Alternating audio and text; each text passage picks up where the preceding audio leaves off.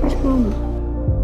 Where's Mommy? My son has been dead for 7 years, but today he suddenly appeared in my house. He was running back and forth right in front of me, looking exactly the same as he did before he died. I couldn't believe it. I couldn't touch him, but he looked full of energy, alive. I immediately drove to my ex-wife's house and begged her to come back with me to see our son. She thought I had lost my mind. She remarried 6 years ago and told me never to show up again and ruin her life. When I returned home, I lied to my son and told him his mother couldn't come. Then he disappeared again. I didn't know whether what I had seen was real or just my imagination. I drank until I was barely conscious. Later that day, my ex-wife showed up anyway. I knew she still cared about our child, so I took her to his room. He was inside calling out, "Mom." She ran out of the house. She thought I had hired a child to pretend to be our son just to hurt her all over again. She hit me and ran away crying. After she left, I cleaned my son's room for the first time in 7 years. Then he appeared again. He asked when his mom was coming home. I couldn't tell him that she no longer belonged to this family. That would have been too cruel. I went to see a psychic.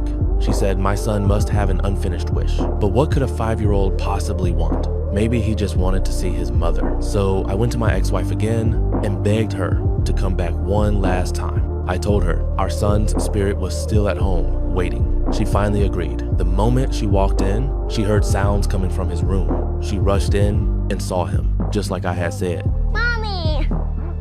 I knew you'd come.